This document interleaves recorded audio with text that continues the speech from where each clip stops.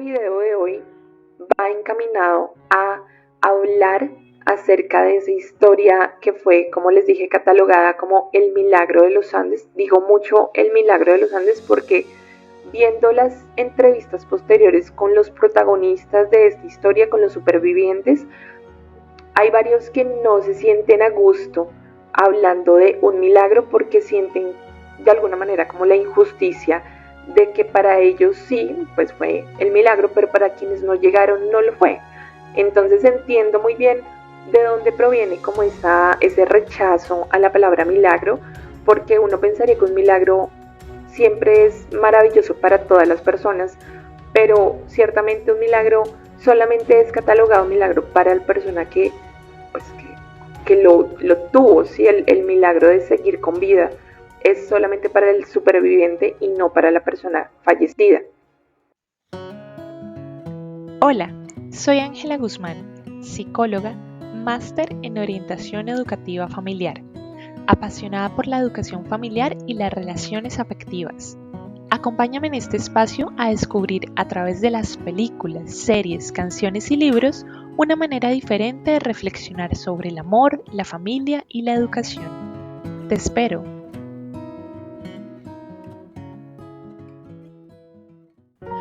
Hola, ¿cómo estás? Te agradezco una vez más el que estés aquí conmigo acompañándome en este nuevo episodio en el cual vamos a retomar un tema que iniciamos la semana pasada sobre un hecho real de supervivencia, el cual volvió a la luz nuevamente debido a el reciente estreno de una película, la segunda o la tercera película que narra lo que ocurrió en este hecho de supervivencia. Por supuesto que estoy hablando sobre el milagro de los Andes, como fue catalogado en su momento, y la película, pues La Sociedad de la Nieve, que fue la película que en este momento ha podido retomar muchísimo sobre el tema, porque de alguna forma logró conectar al público con las emociones, con los miedos, la incertidumbre, el hambre que sintieron los protagonistas de esta historia. De alguna manera, cuando te ves La Sociedad de la Nieve, logras conectarte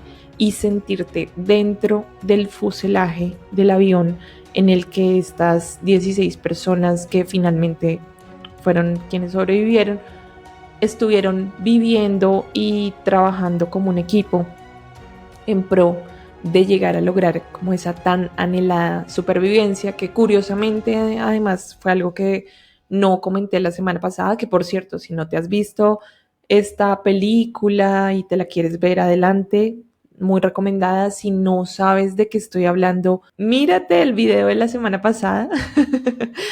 Y si no, pues tienes muchas opciones. Puedes mirar entrevistas que cuentan mucho más allá de lo que se pudo apreciar en la película. Puedes mirar de pronto videos que se grabaron sobre el rescate de estos 16 jóvenes que lograron pues una hazaña grandísima al seguir con vida 72 días después de que su avión se estrelló en la cordillera de los Andes. Entonces, quiero que hoy hablemos sobre un tema que deliberadamente dejé por fuera la semana pasada cuando retomé de pronto reflexiones sobre esta historia de la Sociedad de la Nieve, y es que no quería meterme tanto con el hecho en sí, porque si bien ya había conocido algo previamente, no tenía tan de pronto en recuerdo todo lo que realmente se vivió y no me sentía de pronto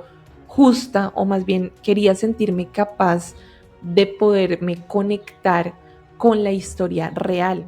En este sentido, pues contarte que además de la película, que como sabes, si te viste la entrega de la semana pasada, si no, ¿qué haces acá?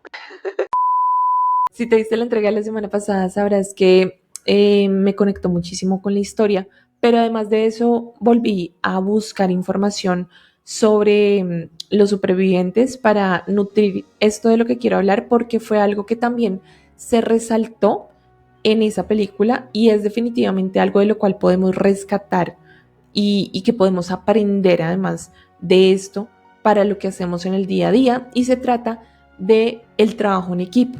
el trabajo en equipo fue algo de lo cual hablé muy por encimita, pero cuando escuchas a los supervivientes hablando sobre lo que se hizo en la montaña, es lo que más se resalta y es que fue el trabajo en equipo y obviamente muchos otros elementos de la suerte también, lo que los mantuvo a flote y pudo llevarlos a buscar ese rescate, porque fueron ellos quienes se encaminaron en buscar la supervivencia y no se quedaron esperando a que llegara alguien.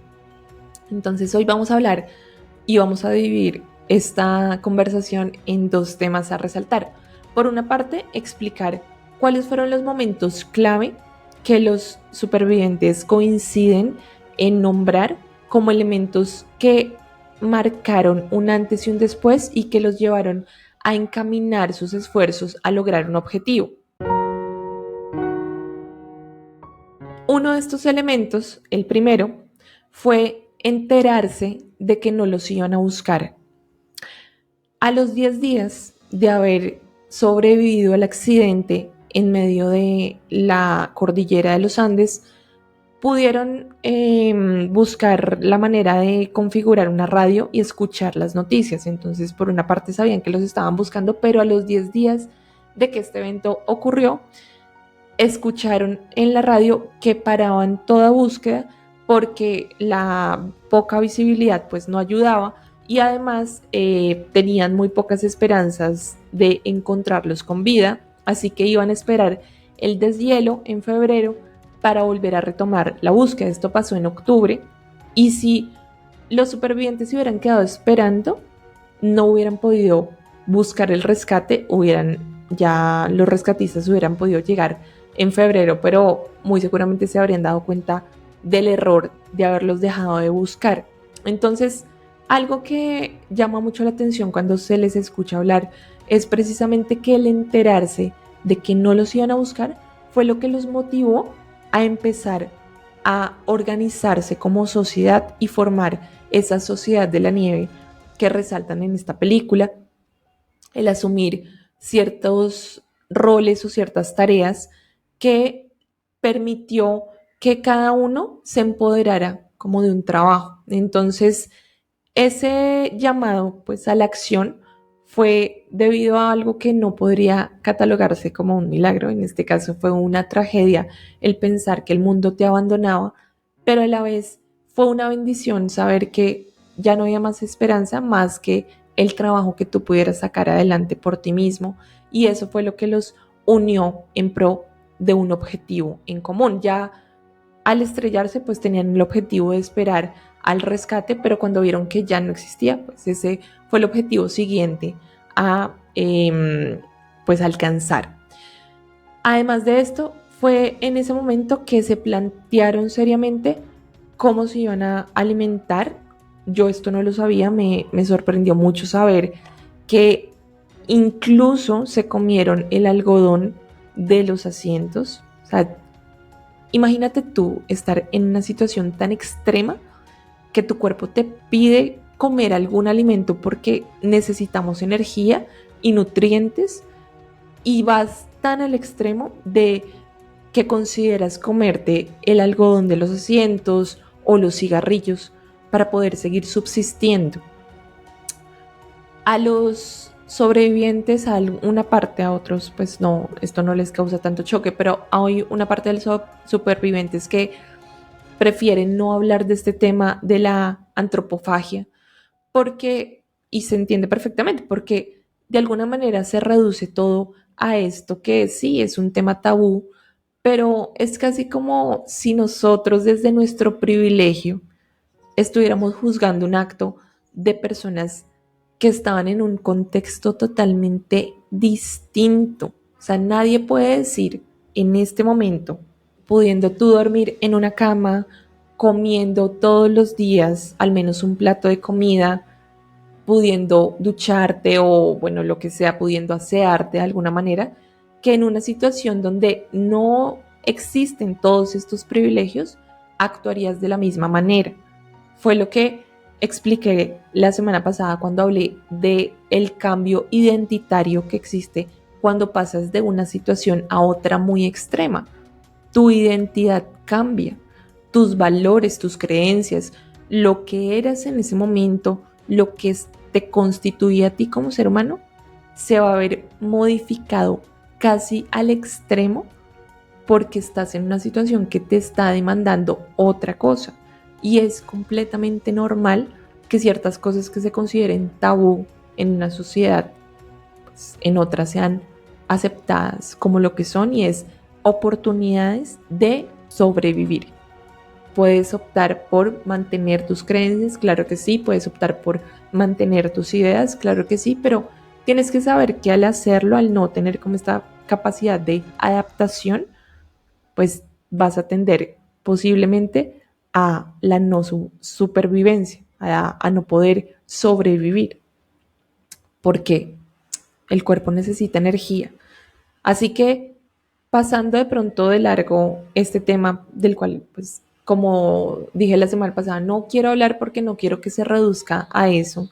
Me parece que a veces también la prensa o las historias nos llaman la atención casi como por el morbo de lo que hay detrás, pero más allá de ser unos observadores morbosos, creo que necesitaríamos ser un poco más críticos con nosotros mismos y pensar y tener empatía de llegar a determinar que sí, bajo un momento así extremo, nosotros mismos también podemos llegar a optar por esa vía, que era la única. Es que ¿dónde más iban a encontrar nutrientes? ¿Dónde más?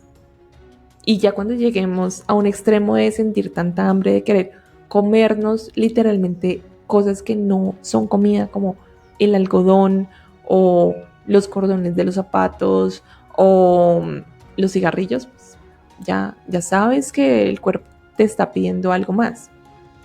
En ese sentido, pues fue ese llamado a la acción lo que los impulsó, como les dije, a empezar a organizarse como sociedad. Pero luego siguió otro tema que también marcó un antes y un después, y fue el alud que los enterró en el fuselaje donde ellos vivían. Cuando se estrellaron, la primera noche fue terrible porque sufrieron frío extremo, 4 o 5 no sobrevivieron. Pensaban que uno de ellos, que es Nando Parrada, que finalmente sí sobrevivió, tampoco había sobrevivido, entonces lo pusieron con los cuerpos de los amigos y familiares fallecidos. Y luego de ese día decidieron sacar todo lo que había en el fuselaje, todas las sillas, y acomodarlas de afuera para que pudieran ellos juntarse y poder pasar la noche allí resguardados, aguantando mucho mejor esas temperaturas extremas que ocurrían. Sin embargo, el mundo y la vida nos da cuenta de que a veces cuando pensamos que todo va bien, sí, porque ya logramos alcanzar un objetivo, llega algo mucho mayor que nos tumba nuevamente y nos entierra nuevamente, como en este caso fue el alud. Para ellos el alud fue otro de estos hitos que marcaron un antes y un después, porque en el alud muchos de los compañeros, ellos decían, habían grupitos, muchos de los grupitos que se formaron se tuvieron que abrir a volverse a conectar con otras personas que tal vez no conocían o con las que no eran tan cercanas, porque perdieron nuevamente amigos ahí en ese alud. Perdieron a 8 personas que quedaron literalmente enterradas en la nieve y no pudieron sobrevivir. El alud además marcó el cambio de liderazgo que se produjo, dado que hasta el momento del accidente el líder del equipo de rugby universitario, que era Marcelo Pérez, yo creo que por un tema afín a lo que hacía siendo el líder del equipo, pues asumió también el liderazgo y la primera coordinación de las personas una vez ocurrió el desastre.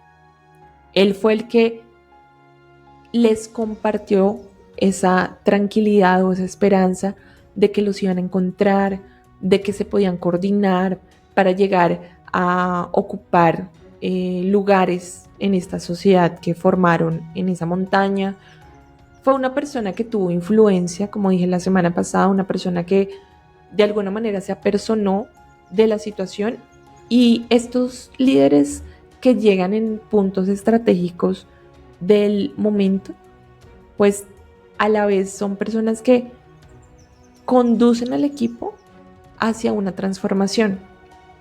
Y en este caso, cuando perdieron ese líder, cuando perdieron a Marcelo, se crearon nuevos liderazgos y nuevos objetivos aparecieron. De alguna manera Marcelo los pudo acompañar hasta ese punto, y luego ellos tuvieron que buscar la manera de sobresalir en lo que ellos sabían hacer. Entonces, no solamente el alud fue algo negativo y desastroso que además los mantuvo confinados durante 3 días en el fuselaje, sino que fue uno de esos momentos donde tuvieron que pensar: ¿qué hacemos? ¿Seguimos acá enterrados en la nieve? ¿Seguimos acá esperando lo que no va a pasar porque estamos aquí en un lugar donde nadie nos va a encontrar? Ahora sí, nadie nos va a encontrar. ¿O nos apersonamos y empezamos de verdad a movernos para buscar una ayuda? Entonces, luego de la LUT, tengo entendido que la primera expedición salió, ¿sí? Bueno, obviamente al estar enterrados tenían que buscar una salida, entonces primero tuvieron la oportunidad de buscar la salida del fuselaje del avión, luego tuvieron que sacar la nieve del fuselaje, y un primer grupo se aventuró a ir en pro de la cola del avión para buscar provisiones y buscar la manera también de comunicarse con el mundo exterior. O sea que, si bien ya habían tenido una primera llamada a la acción de ok, listo, no nos van a buscar, organicémonos, esta segunda llamada fue: además de que no nos van a buscar, el clima nos va a terminar enterrando a todos. Así que movámonos y busquemos nuevos objetivos por alcanzar. Y lo tercero que ocurrió, que ya fue como lo decisivo en esta historia, que claramente se le da un significado posterior al hecho. En su momento yo creo que ninguno se paró a pensar en, ok, esto no sirvió para, no, yo creo que era actuar y actuar y actuar.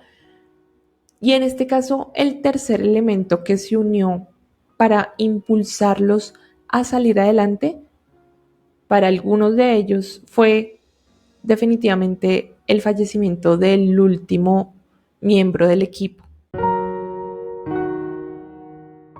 Sí, el último miembro de este equipo que se había formado para sobrevivir en la montaña, y que además fue una persona que estuvo hombro a hombro todo el tiempo colaborando, apoyando, yendo de expedición, él mismo de pronto tratando de buscar una paz interior con este tema que le parecía tan tabú, pero a la vez fue una persona que estuvo allí acompañando, apoyando, inspirando, y que afortunadamente en esta película de la Sociedad de la Nieve lo rescataron a él como narrador de la historia, porque fue el elemento final que les dio el impulso a las personas que ya se habían organizado y que ya tenían el plan de salir por ayuda, para que tomaran ya el aval de ir como sea a buscar esa ayuda.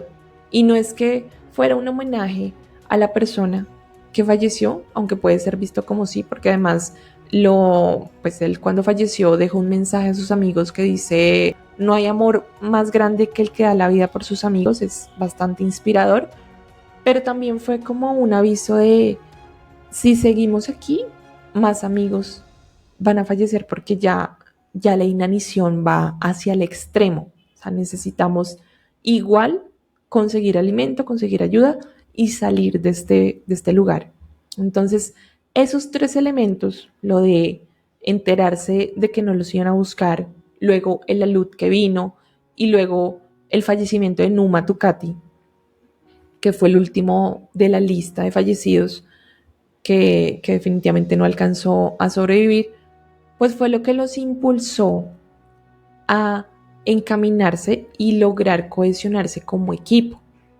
Ese trabajo en equipo supremamente valioso nos da una muestra muy humana y muy humilde de lo que deberíamos llegar a proyectar cuando hablamos de equipos de trabajo, o incluso equipos familiares.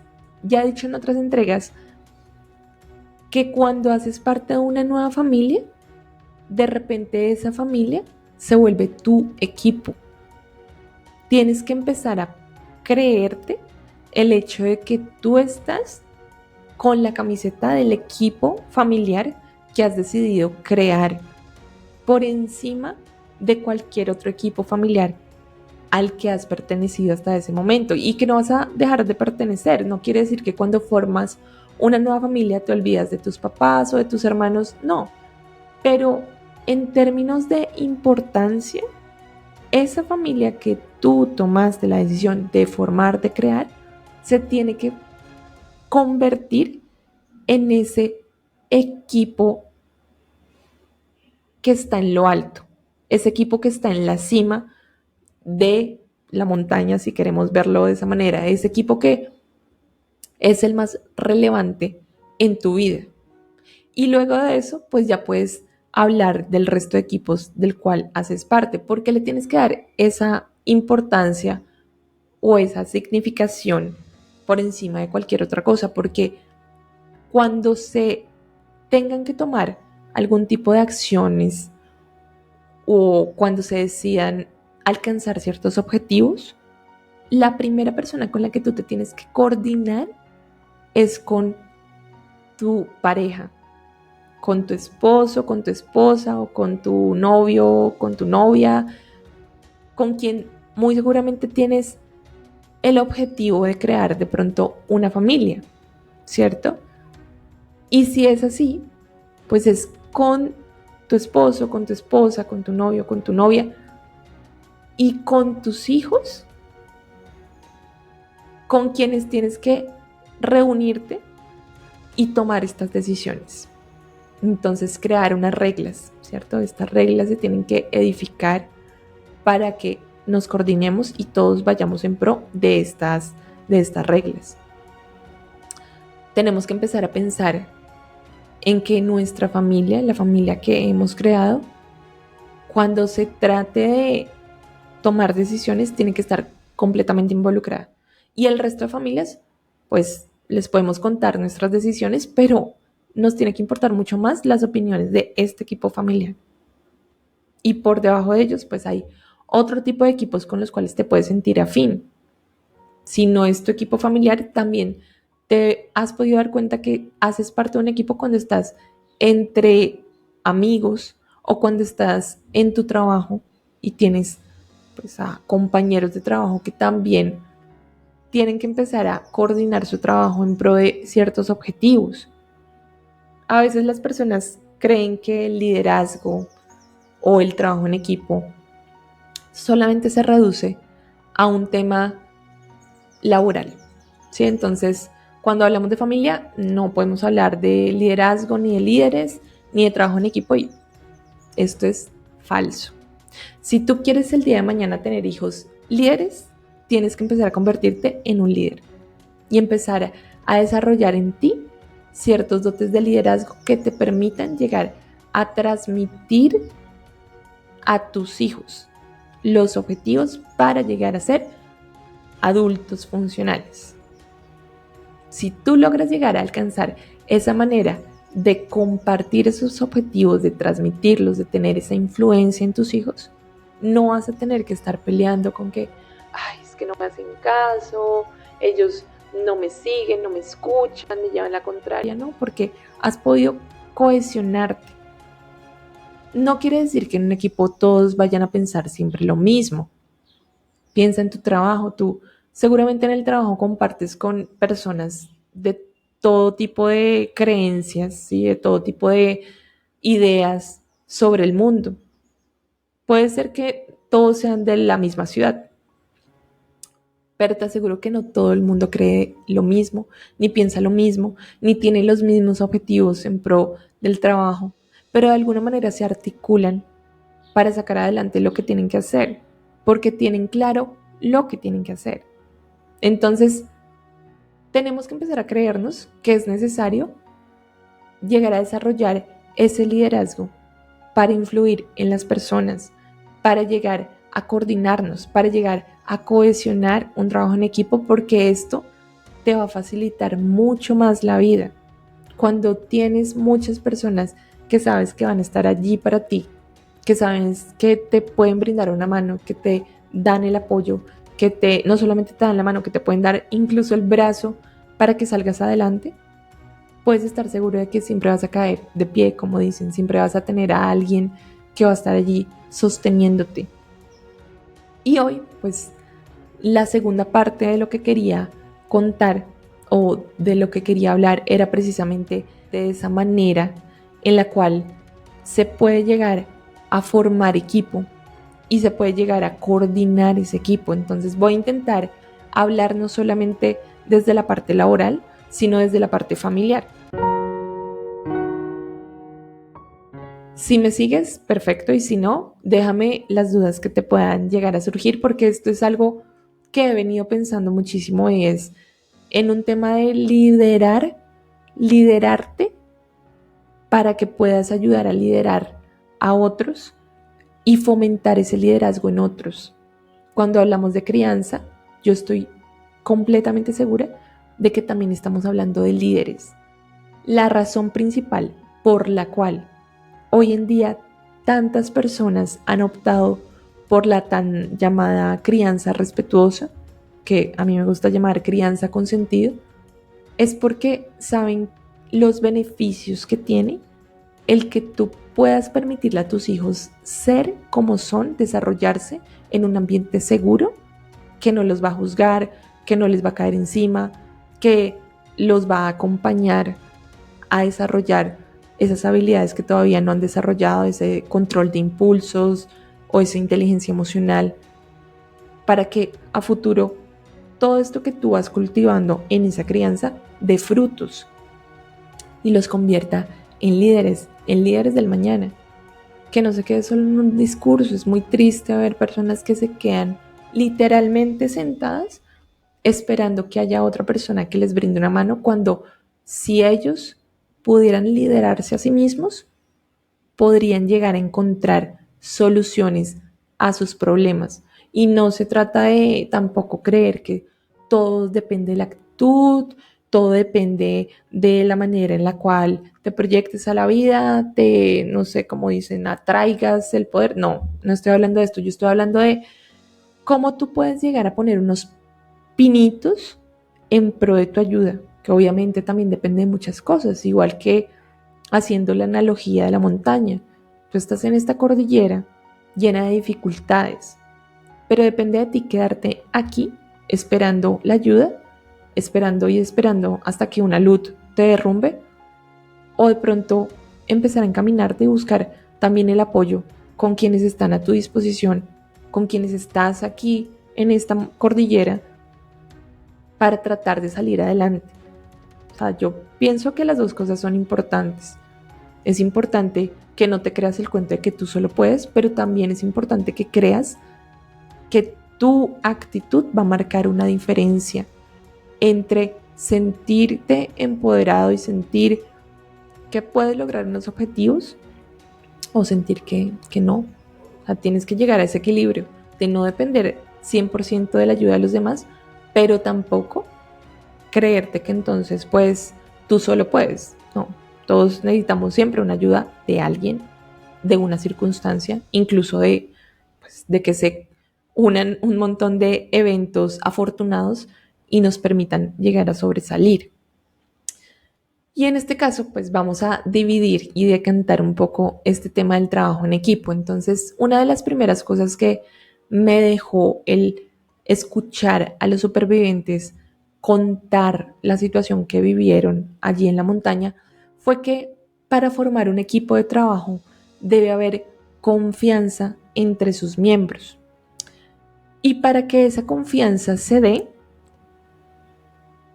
estoy convencida de que hay algo inicial que tienes que creerte, y es pensar en que las personas son buenas por dentro. Hay un libro que me estoy leyendo desde hace un montón porque me encanta leérmelo y releérmelo, y es el libro de Educar sin Miedo, de la doctora Becky Kennedy, y ella fue una de las primeras, yo creo que la primera, que he leído y que ha podido transmitir lo que yo antes ya pensaba sobre el mundo. Y es que yo estoy convencida de que todos somos buenos cuando nacemos. No hay una sola persona que nazca con esta maldad innata. Lo mismo con los líderes. Hay personas que dicen, ay, él demuestra que es un líder nato porque es un niño que no se sabe hablar en público a los 5 años. Eso no es ser un líder nato.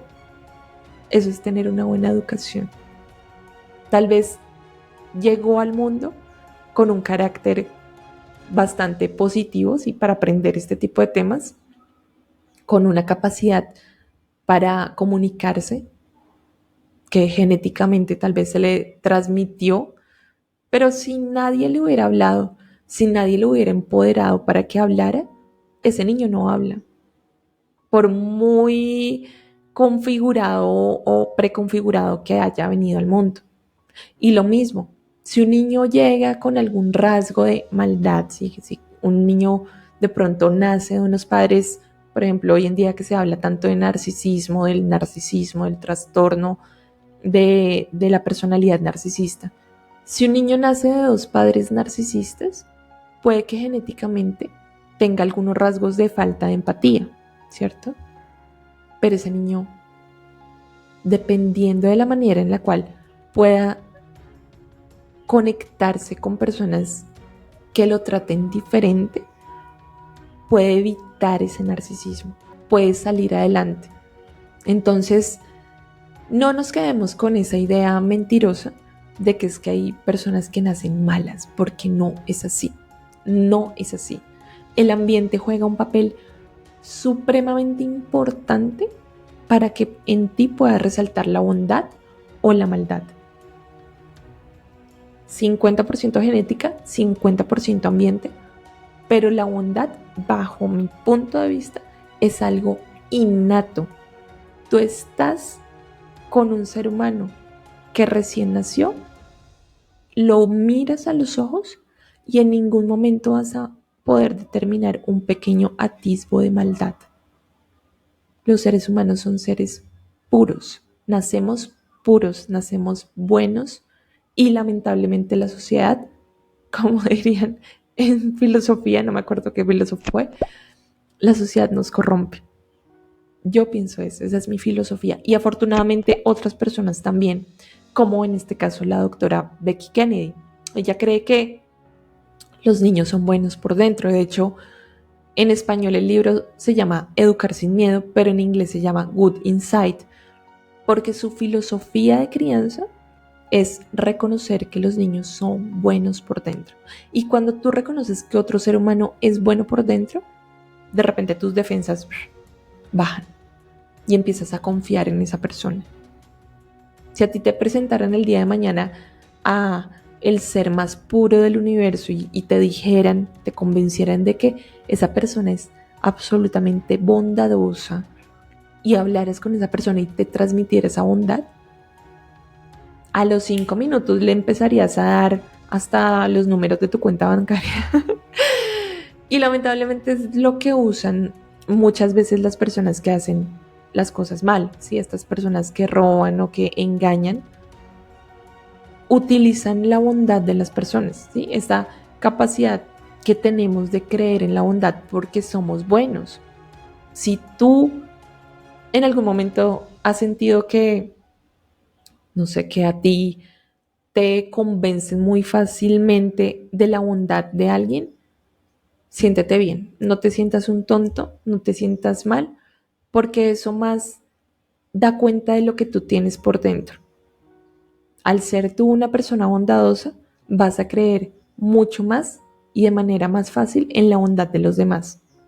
Cuando ya algo ha manchado tu corazón, cuando ya te has dado cuenta que no todo el mundo pues es tan bondadoso, tan bueno, es ahí cuando empiezas a cuestionarte.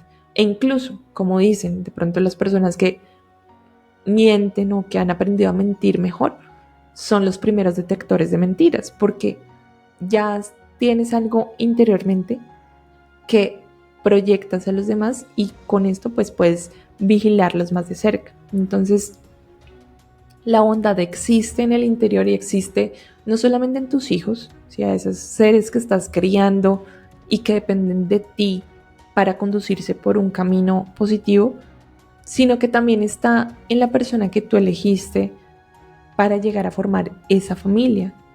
La bondad está en esa persona, incluso en los momentos más malos, incluso en los momentos donde, ay, qué estrés, cómo lo odio. Ay, Dios mío, ¿cómo puede ser que esa persona sea así? En esos momentos tienes que recordar con quién te casaste o con quién has decidido formar esa nueva familia, juntarte y formar ese nuevo clan o esa nueva tribu. ¿Quién es esa persona que tú elegiste? Porque si le tienes absoluta desconfianza, ahí no puede haber equipo. Y gracias a que esas barreras bajaron, a que existía esa confianza en la montaña, es que se entregaron unos a otros para poder sobrevivir. Se entregaron a apoyarse, a ayudarse, a subirse los ánimos, a ser buenos unos con los otros. Se salieron de esa realidad negativa que trae la sociedad. La sociedad los despojó de todo materialismo, de toda esencia de pronto de maldad o de envidia y los puso en una situación donde todos estaban iguales. Y es bonito ver que sacaron lo mejor que había de sí mismos y se cohesionaron como equipo, porque eso da un respiro de pensar que la humanidad no está perdida, solamente nos confundimos bastante con esos sesgos o esos puntos de maldad que son los que más ruido hacen, pero que no son los que priman. Entonces, si queremos formar equipo, tenemos que creer en el equipo que tenemos a nuestro alrededor, en la bondad que hay en cada uno, en que se van a equivocar, pero no lo van a hacer de una manera negativa, no lo van a hacer pensando en hacer daño.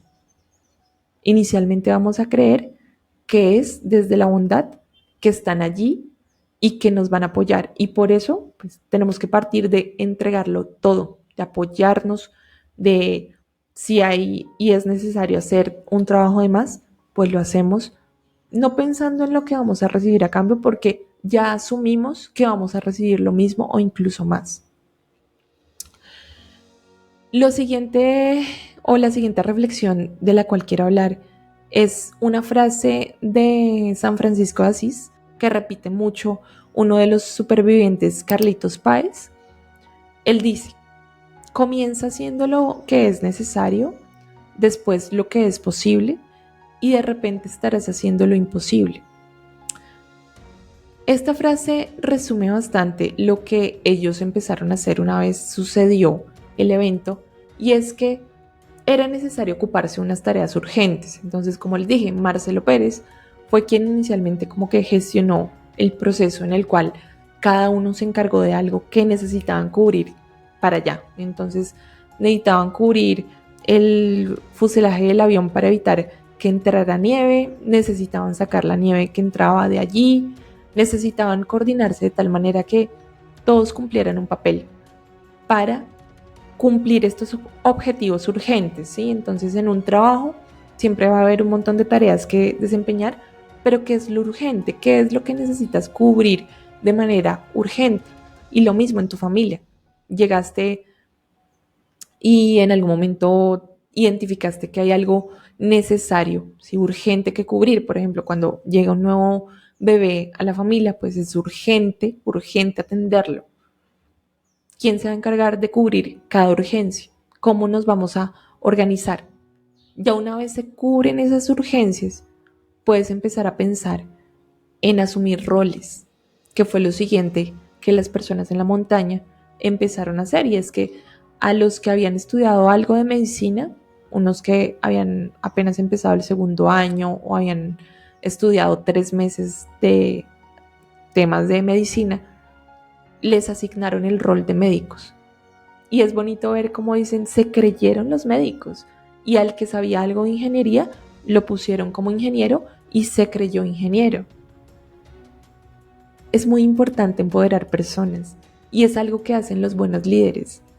Cuando tú estás con un líder que lo sabe hacer todo, que todo lo conoce, que casi ni pregunta, ni pone en común con el equipo, desconfía de su liderazgo. ¿Por qué? Porque un líder no lo sabe hacer absolutamente todo.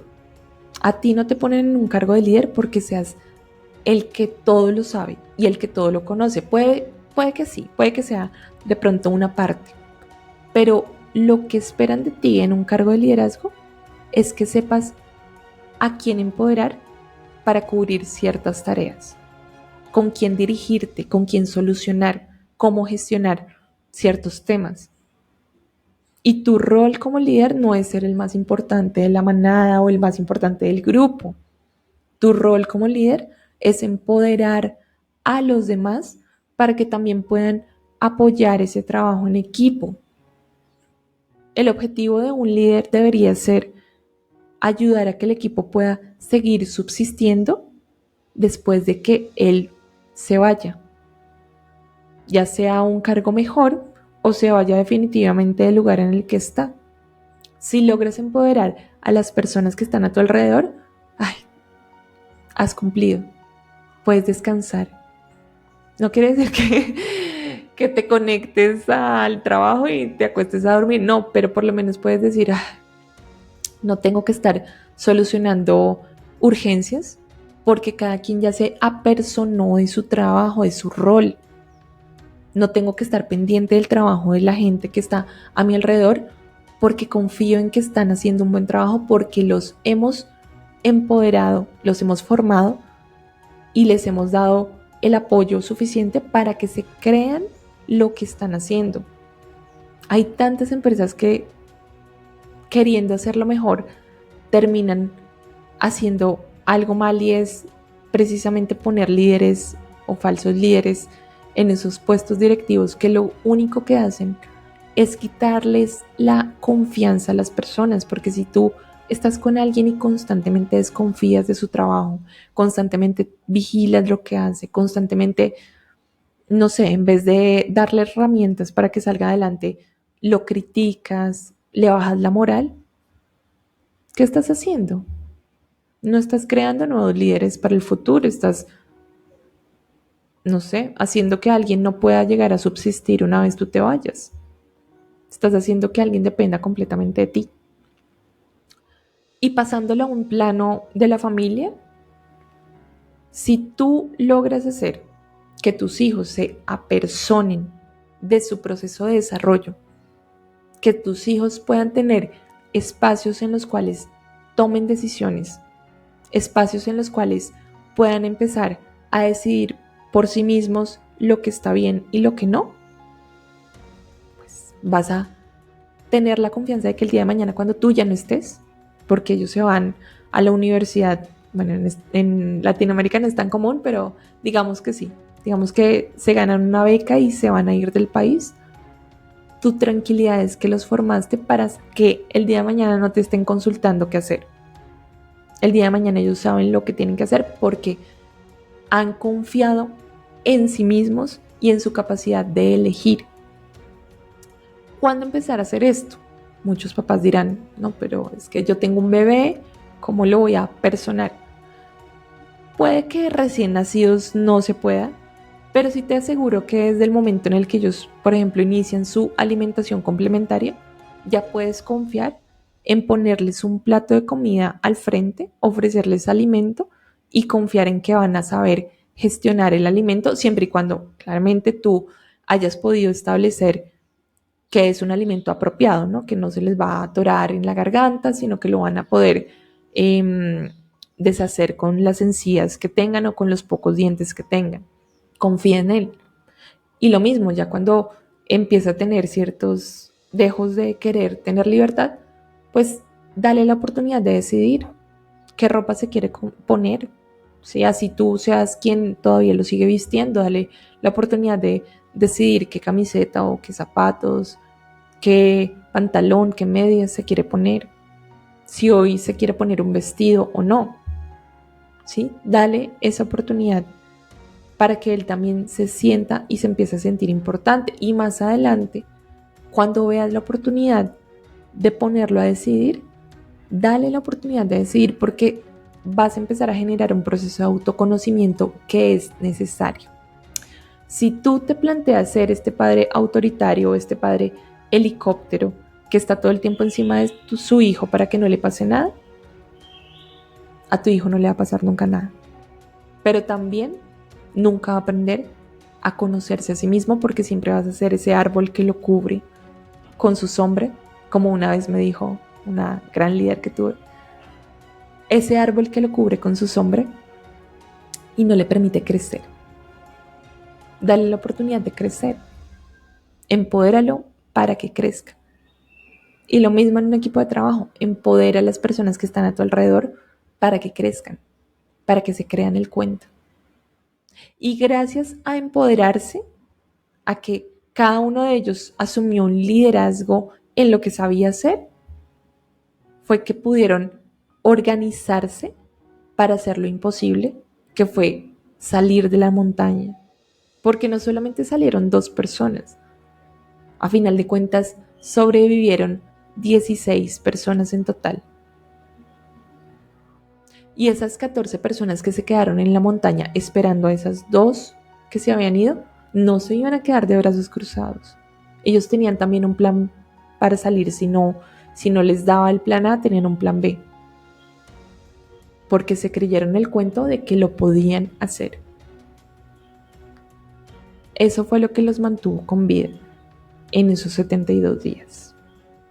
Lo siguiente que anoté en relación al trabajo en equipo fue mantener el ánimo incluso en los momentos más difíciles. Y aquí hay algo que comparto y otro que no, pero bajo las circunstancias en las que estaban, esto fue lo que les funcionó, así que no está en mí decir no, pero pudieron haberlo hecho diferente. No.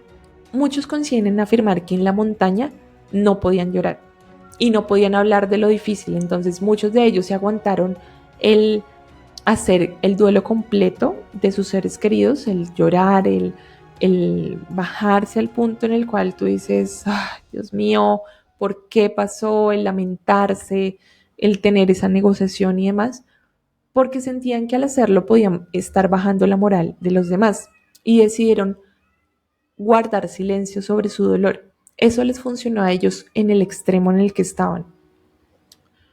Pero no quiere decir que tengamos que seguir al pie de la letra esta parte. Esto hay que tomarlo con pinzas, y es que en un equipo sí es importante mantener la moral. Mantener la moral quiere decir que cuando, por ejemplo, tú eres líder, no le puedes compartir a tus colaboradores toda la información que recibes. A veces tienes este efecto sombrilla, ¿no? Entonces tú recibes como el golpe y bajas a los colaboradores las cosas de una manera un poquito más armoniosa. Hay que saber manejar las palabras. Aprender a comunicar es algo que deberíamos, no sé, conocer desde que estamos en el colegio y pasamos por la universidad, pero lamentablemente muchos de nosotros no aprendemos esto en ese punto crucial, por lo menos del colegio, del crecimiento, porque a veces el sistema educativo no está hecho para hablar, para expresar, sino para callar. Acabo de decir algo que soy consciente que puede que no todo el mundo esté de acuerdo, pero bajo mi propia experiencia te puedo decir que a veces hay métodos educativos, hay colegios que se dedican a suprimir individualidades para formar como esta cohesión que sí es necesaria. Tú vives en una sociedad y tienes que acogerte a lo que diga la sociedad, pero no podemos acabar con la individualidad de las personas en favor de el grupo social. Y lo mismo, no podemos hacer lo contrario, no podemos acabar la cohesión social en favor del individualismo. Tenemos que encontrar un punto medio. El punto medio es aquel en el cual respetes los pensamientos, las ideas, las emociones del otro, en tanto ese otro también te respete a ti. Y que ambos encontremos un punto medio donde podamos comprendernos y acordar ciertas cosas a través de la comunicación. Y aquí sí me gustaría rescatar el papel importantísimo de la comunicación asertiva. La comunicación asertiva es esa capacidad que te va a permitir llegar a poner tus ideas de manera en la cual se adapten al interlocutor que va a recibir esas ideas y que al adaptarlas al interlocutor logres transmitir efectivamente el mensaje que quieres transmitir. La comunicación asertiva además se utiliza en momentos en los cuales se promueve que la persona llegue a comentar que algo no le gusta, ¿sí? Que pueda llegar a comentar las cosas negativas de una manera en la cual no suprima su molestia, sino que al contrario, poniéndola en palabras adecuadas, logre transmitir esa molestia y llegar a alcanzar a cambiar algo en la situación en la que esté. A veces nos dicen, no, es que hablar de temas difíciles es muy complicado, darle a alguien una mala noticia es muy complicado. Y sí, es cierto porque quisiéramos ser siempre aves de buen agüero, ¿sí? Ser personas que transmiten felicidad al mundo, alegría y demás, pero la vida se compone de momentos difíciles también y momentos donde es necesario poner sobre la mesa lo difícil para trabajarlo y llegarlo a elaborar de tal manera en la cual tú y yo nos sintamos bien nuevamente.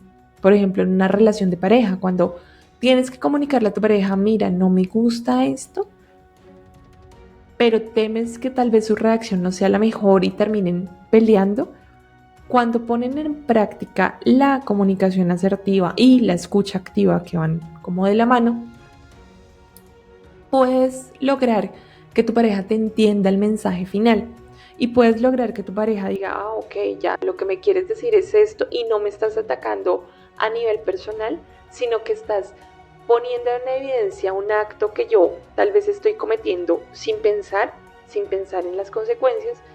Y esto me permite darme cuenta y tener un poco de empatía contigo para llegar a cambiar esa situación y llegar a poner en marcha algo, una alternativa que ofrezca esta solución al problema que me has planteado. El trabajar la comunicación asertiva te va a ayudar a ti a hablar de esos temas difíciles que a veces quisiéramos barrer bajo la alfombra, pero que son necesarios sacar adelante. Y al hablarlos, al ponerlos en palabras, al poner en palabras tus emociones de manera asertiva y además no solamente exponer lo que sientes, sino lo que esperas recibir del otro, vas a poder llegar a generar un plan de acción inicial. Llegar a decirle al otro, mira, me gustaría que hicieras esto. Me gustaría que el día de mañana, cuando me quieras expresar algo, ¿sí?, no me interrumpas mi día. Por ejemplo, le puedes decir tanto a tu pareja como a tu colaborador o a tu hijo. Como he dicho previamente, la comunicación asertiva tiene que ver también con cómo te adaptas al interlocutor, porque es claro que no le puedes hablar a un niño de la misma manera en la cual le hablarías a un adulto. No estoy diciendo que a un niño le tengas que hablar como aniñado, cosa que creo que ya cada vez menos se hace y gracias a Dios es así, porque si no tendríamos más niños con problemas en el habla. Entre más claro les hablemos, pues van a captar el lenguaje de una manera mucho más asertiva y van a poder utilizar palabras para expresar lo que sienten, diferente a cuando les decimos que el carro run run y que el patito cuac cuac, que bueno, sí está bien que aprendan los sonidos, pero que aprendan también los nombres de las cosas, ayuda a que se comuniquen más rápido con nosotros. Y lo mismo, cuando hablamos con ellos, pues sí, tenemos que ser claros, pero tenemos que reducir el número de explicaciones porque no le podemos dar como toda la perolata que tal vez le daríamos a un adulto. Tenemos que ser claros en qué necesitamos que hagan. Necesito esto, dame tal cosa, gracias por favor. Que no está de más que lo aprendan, pero ser claros y ser específicos con lo que queremos. Además, hay algo que es necesario hacer si queremos comunicarnos de manera efectiva con las personas y es elegir el momento adecuado para transmitir el mensaje. Cuando tú eres papá, pues los que son papás sabrán que siempre llega esta época de la vida en la cual hay mayor o un incremento de rabietas, ¿sí? Donde hay esta resistencia de los niños que están probando sus límites y se están dando cuenta que son diferentes a sus padres, así que están aprendiendo su autonomía a través de la transgresión de los límites que les marcamos, y normalmente esa época se sitúa entre los 2 a los 4 años, que es la época que se conoce como los terribles 2 años. Para mí, creo que esa connotación ha marcado un problema y es que creemos que el niño en esa época es lo peor que nos puede pasar, no lo soportamos, no somos empáticos con su situación, queremos cortar comportamientos, pero lo que deberíamos estar pensando es más bien en la manera en la cual nos estamos comunicando en ese momento, para enseñarles a que ellos también aprendan a comunicar sus ideas y sus frustraciones en vez de explotarlas, como sabemos que van a ocurrir. Ahora sabemos que las rabietas son necesarias para la autorregulación, es necesario que el niño atraviese la rabieta, que no pare su emoción, sino que aprenda a gestionarla. Entonces habrá momentos donde sí, vamos a tener la paciencia y tenemos que llenarnos de paciencia para acompañarlos a cursar esas rabietas. Pero también van a haber momentos donde, pasada la rabieta, vamos a tener el espacio de comunicarle lo que nos gustaría a futuro. Decirle, entiendo que te molestaste hace un momento, pero no porque estés molesto, está bien que arrojes cosas o que golpees, no está bien y no te lo voy a permitir. Cuando expresamos esta frase de no te voy a permitir tal cosa, le estamos diciendo al niño, vuelvo yo al volante. Ahorita pensaste que eras tú el que estaba manejando este cochecito, no, soy yo, como adulto, porque yo soy el que te permito y el que no te permito hacer ciertas cosas. Yo soy la persona que con paciencia te acompaño a atravesar este momento, pero no porque te acompañe te voy a permitir que arrojes cosas, que te lastimes, que lastimes a otros. No te lo voy a permitir. Cuando aprendemos a ser asertivos, logramos canalizar de pronto el enojo o la frustración que podemos tener en algún momento para expresarlo a través de palabras. Y eso es tan liberador. O sea, no se imaginan lo tranquilos, lo felices, lo en paz que se sienten cuando logran expresarle a alguien sus frustraciones de manera en la cual no los agreden, no los lastiman, pero sí les comparten cómo se sienten y cómo les gustaría que esa persona se comportara. Logras dejarle al otro el mensaje final de, mira, estos son mis límites y tú los has transgredido. Y por tanto me siento enojado, tengo el derecho a enojarme, pero no por tener derecho a enojarme, tengo derecho a atacarte, a hacerte sentir mal, a comportarme como niño. No, yo soy un adulto. Y cuando logramos llegar a esa capacidad de transmitir nuestros enojos, nuestra tristeza, por ejemplo, esas emociones que a veces quisiéramos ignorar y ocultar, cuando logramos hablar de lo difícil, te sientes liberado. Te quitas una maleta de encima. Logras hacer que la otra persona también te ayude a cargar esa maleta y se siente más liviano. Entonces, si bien entiendo que los 16 sobrevivientes del accidente mantuvieron como este veto a hablar de cosas difíciles en la montaña porque necesitaban solventar lo más importante, que era su supervivencia, una vez pasaron al contexto ya fuera de la montaña, se dieron la oportunidad de llorar, ¿sí? Las personas que no lo habían hecho, de lamentarse por lo que ha ocurrido y de sacar esa emoción que tenían ahí guardadita, pero que no se iba porque necesitaban expresarla. No porque ocultes algo debajo de la alfombra quiere decir que mágicamente va a dejar de aparecer, va a desaparecer.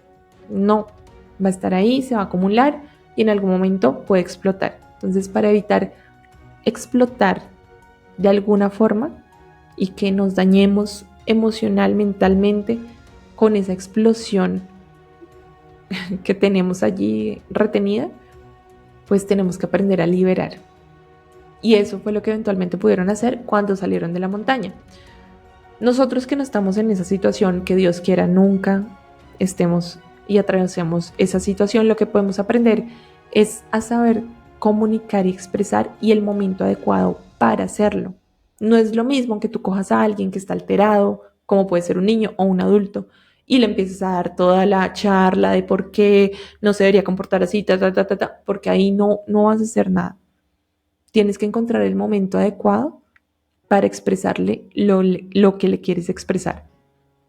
El momento adecuado no es cuando está alterada su amígdala y piensa que tú eres un peligro para él y se quiere defender. No, ese no es el momento. Cuando tú ves a alguien alterado, no es el momento para que te alteres también o para que lo increpes o para que le caigas encima. No, ese no es el momento. Ya habrá un momento.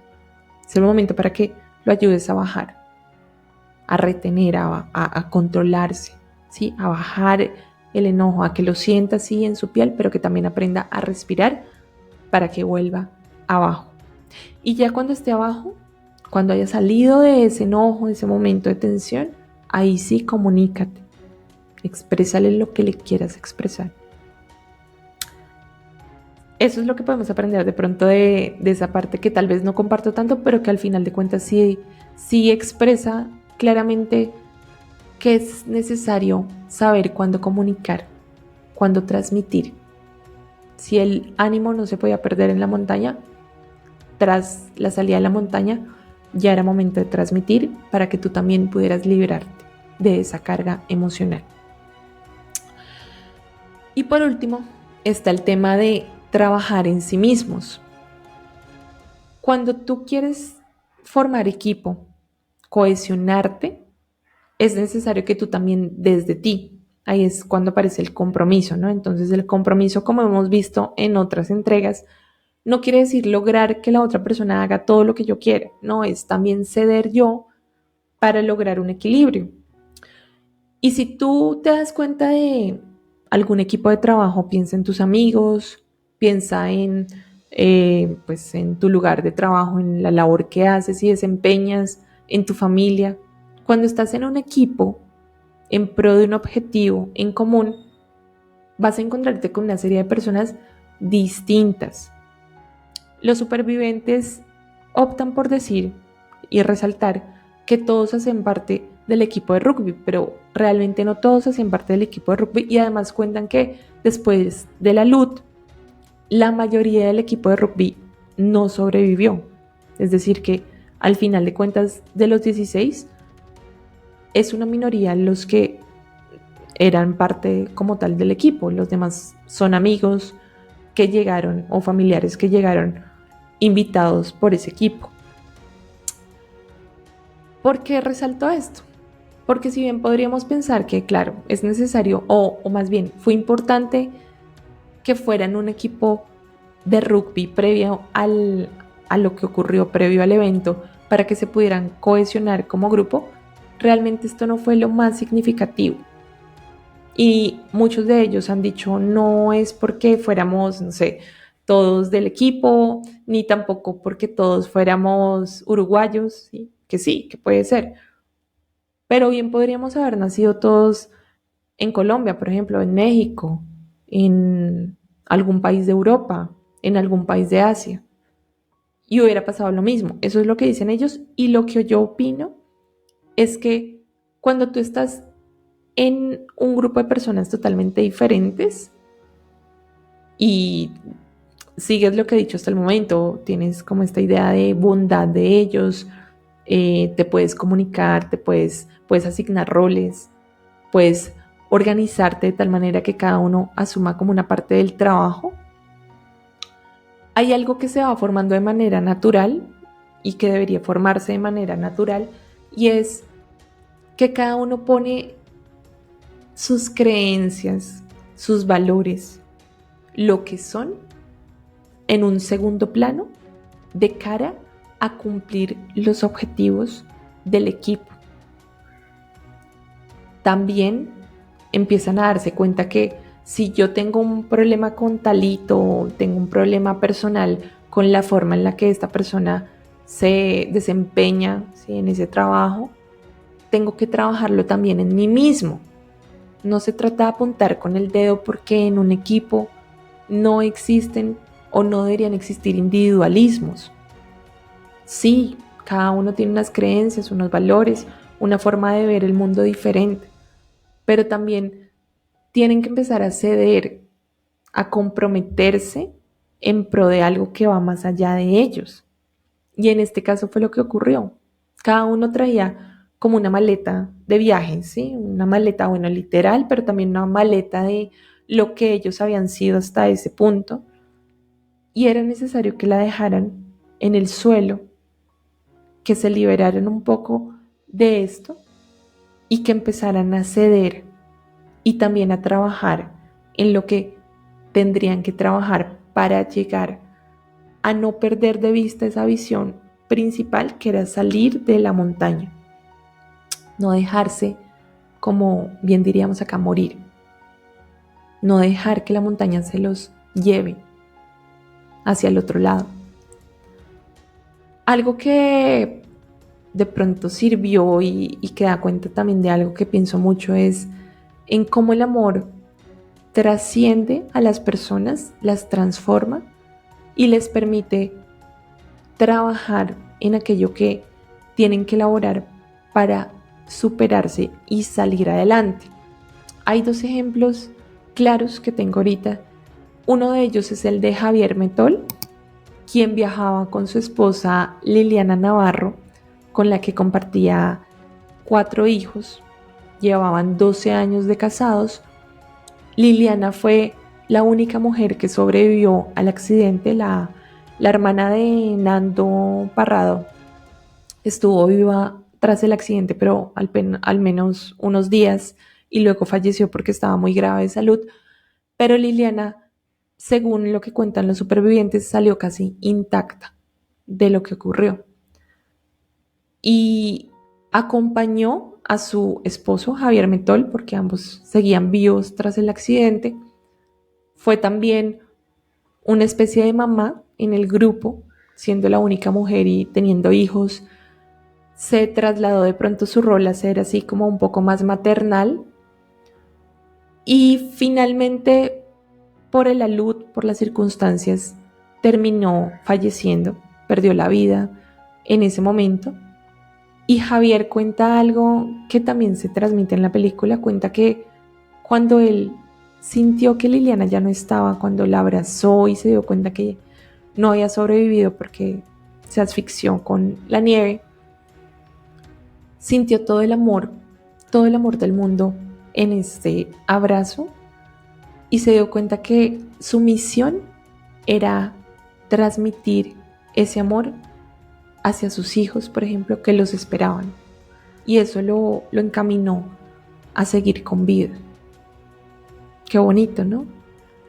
Algo similar ocurre con la historia de Nando, que yo ya la resalté la semana pasada, pero igual la resalto aquí. Nando, cuando se estrella el avión, cuando aterriza en la nieve, Nando tiene una conmoción cerebral que lo lleva a estar en coma durante los 3 o 4 primeros días.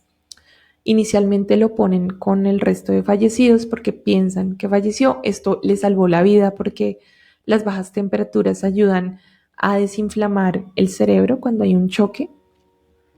Ellos, sin saberlo, pues simplemente lo pusieron allí. Él vuelve en sí a los 3 o 4 días. Se da cuenta de que su hermana Susie pues está muy mal. Pues fallece Susie. Él se entera que su mamá no sobrevivió al accidente, ni tampoco 2 de sus amigos. pero no pierde la esperanza. No pierde la esperanza porque hay algo en él, en el amor que le tiene a su papá, que él sabe que es la persona que lo está esperando con vida, y es lo que lo impulsa a salir de la montaña. La historia de Nando es increíble, increíble.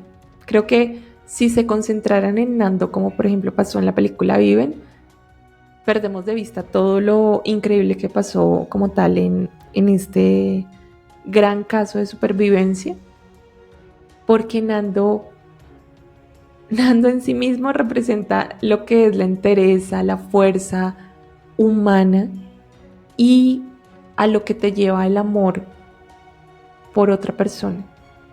Su amor por su papá fue lo que lo llevó a buscar la manera de fortalecer su cuerpo para que aguantara la caminata y a seguir caminando luego de que llegaron ahí como al pico de la montaña y se dieron cuenta que no estaban los campos con flores de Chile, sino que seguían montañas y montañas y no sabían cuándo se iba a terminar la cordillera. Fue lo que le impulsó a caminar 10 días junto con Roberto Canessa, porque él tenía en su mente el ver a su papá.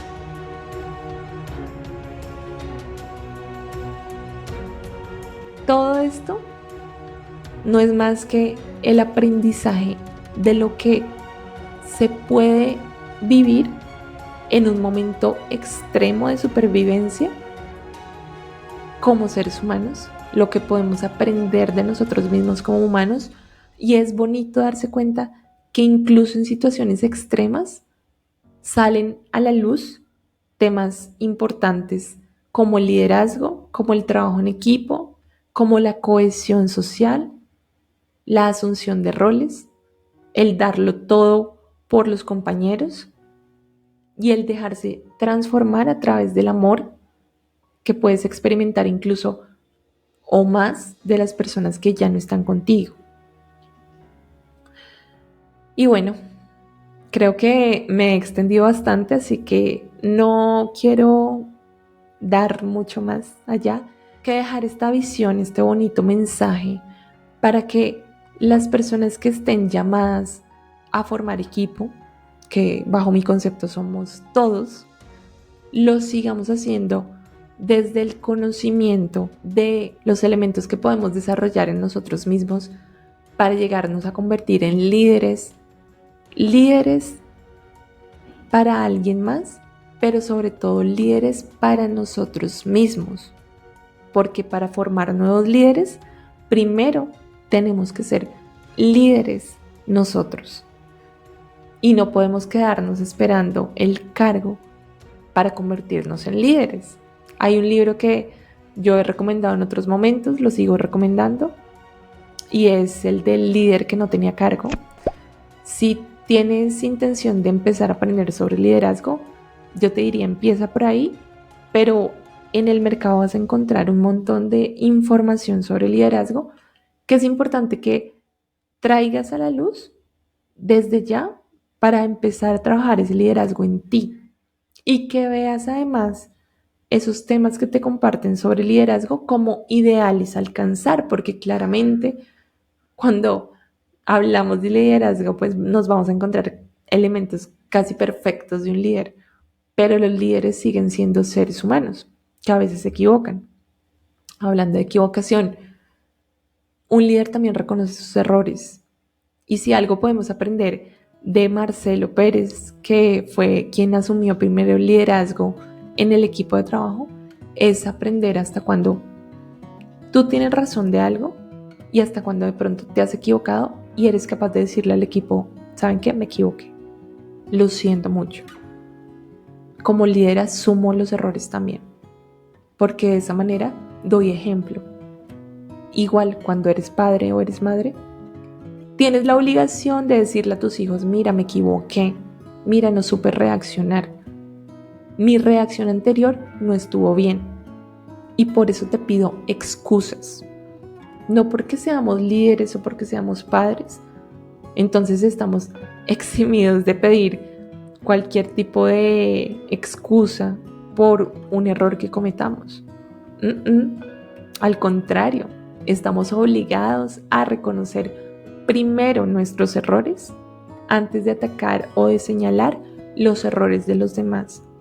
Y estamos llamados primero a ser nosotros quienes pidamos excusas antes de pedir que los demás nos crean y nos obedezcan y demás, porque entre más humano te muestres a los demás, te aseguro que va a ser mucho más fácil que los demás puedan apersonarse de lo que les compartes, creerte, confiar en ti, porque se dan cuenta de que también eres un ser humano como ellos. Todos somos seres humanos, nadie es perfecto, nadie es ideal, pero el llamado es a seguir creciendo, a seguir desarrollándote para seguir formándote en liderazgo y seguir formando equipos de trabajo que a futuro te van a sostener en situaciones tan extremas como esta que vivieron, que Dios quiera no te pase nunca, pero también en situaciones comunes de tu día a día y en situaciones que te van a ayudar a ti también a crecer como ser humano, que es lo último, sí, lo máximo a lo que podemos aspirar en esta vida. Y bueno, hasta aquí va la reflexión del día de hoy. Déjame saber en comentarios qué opinaste de este evento, qué opinas acerca del liderazgo que se muestra en la película, de la cohesión de equipo. Cuéntame un poquito sobre tu proceso también de aprendizaje sobre liderazgo, si te interesan conocer un poco más sobre los temas que comparto aquí. Y ya, que tengas un muy buen día. Hasta luego. Como siempre, ha sido un placer compartir este espacio contigo. Recuerda suscribirte y seguirme en redes sociales para que puedas comentarme qué ideas te ha dejado este capítulo y proponerme más ejemplos para analizar en una nueva entrega. Hasta pronto, Freelover.